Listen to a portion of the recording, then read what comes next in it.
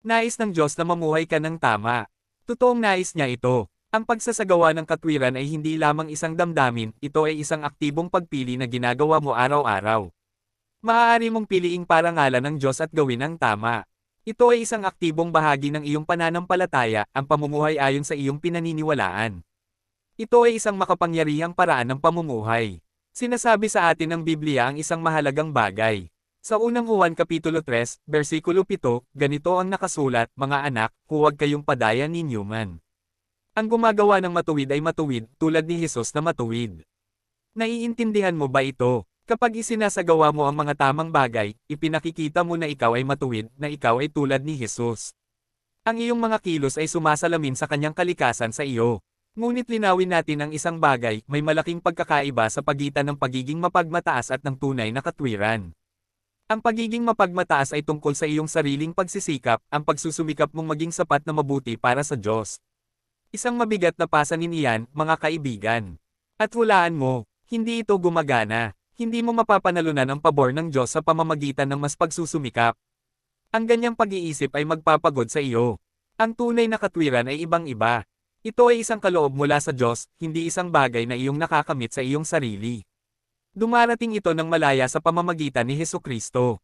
Ito ay tungkol sa kung sino ka sa Kanya, ang iyong bagong pagkakakilanlan. Ang katwirang ito ay hindi nakabatay sa iyong pagganap kundi sa Kanyang natapos na gawain. At iyan, mga kaibigan, ang nagbabago ng lahat. Nagdudulot ito ng kapayapaan. Saan nga ba nagmumula ang kamanghamanghang katwirang ito? Sinagot ito ng Biblia. Ang ikalawang Korinto Kapitulo 5, versikulo 21 ay napakamakapangyarihan, ang hindi nakakilala ng kasalanan ay ginawa niyang kasalanan para sa atin, upang tayo'y maging katwiran ng Diyos sa Kanya. Isipin mo iyan. Si Jesus, na perpekto, ay nagdala ng ating kasalanan upang magkaroon tayo ng katwiran ng Diyos. Isang kahangahangang palitan. Ginawa ito ng Diyos para sa iyo at para sa akin. Bakit nga ba natin kailangan ito? Sinasabi sa atin ng Isaias Kapitulo 53, versikulo 6, tayong lahat ay parang mga tupa na naliligaw, bawat isa'y lumiko sa kanyang sariling daan. Ibig sabihin, bawat isa sa atin. Tayong lahat ay nagkamali. Pinili natin ang ating sariling landas sa halip na ang Diyos. Tayo ay nawala at hindi natin kayang ayusin ang ating sarili.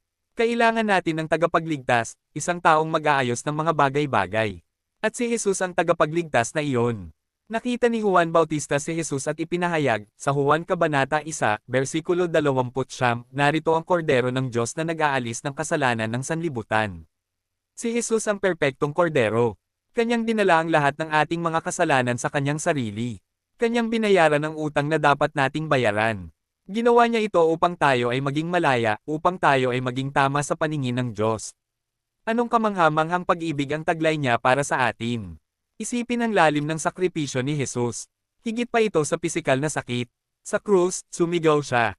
Itinatala ng Mateo Kabanata 27, versikulo 46 ang kanyang mga salita, Diyos ko, bakit mo ako pinabayaan? Naranasan ni Jesus ang paghihiwalay sa Diyos Ama. Nadama niya ang bigat ng lahat ng kasalanan. Tiniis niya yun upang hindi na tayo kailangang mahiwalay sa Diyos. Ito ang pundasyon ng ating katwiran. Lahat ay dahil sa Kanya. Dahil sa ginawa ni Jesus, mayroon kang bagong pagkakakilanlan. Hindi ka na ang dating ikaw. Sinasabi sa atin ng Efeso Kabanata 4, versikulo 24 na gawin ang isang bagay, magsuot kayo ng bagong pagkatao na nilalang ayon sa Diyos, sa tunay na katwiran at kabanalan. Ang bagong taong ito ay ang iyong bagong sarili kay Kristo. Nilalang ito upang maging katulad ng Diyos, puno ng katwiran at kabanalan. Ito na ang iyong pagkatao ngayon. Ano ang ibig sabihin ng pagsusuot ng bagong pagkatao? Ibig sabihin, iba na ang iyong pamumuhay ngayon. Ngayon, ang iyong mga kilos ay nagpapakita kung sino ka kay Kristo. Nabubuhay ka mula sa iyong bagong puso. Hindi ito tungkol sa pagsunod sa mahabang listahan ng mga alituntunin, ito ay tungkol sa pagpapahayag ng bagong buhay sa loob mo. Ang katwirang tinanggap mo bilang kaloob ay umaagos ngayon sa pamamagitan ng iyong mga pagpili. Ito ay isang likas na pagpapahayag ng iyong bagong pagkakakilanlan. Nabubuhay ka mula sa kalooban hanggang sa labas. Tandaan, matuwid ka na sa paningin ng Diyos. Hindi ito isang bagay na iyong sinusubukang makamit, ibinigay ito sa iyo sa pamamagitan ni Jesus. Kaya, mamuhay ka ayon dito.